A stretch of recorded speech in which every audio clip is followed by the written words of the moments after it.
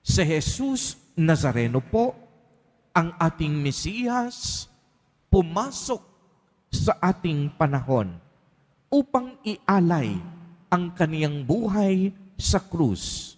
At dahil sa kaniyang kamatayan at pag-akyat sa langit, binuksan ni Jesus ang pintuan ng kaligtasan sa langit. At siya po ay nangako. Siya ay muling magbabalik sa wakas ng panahon.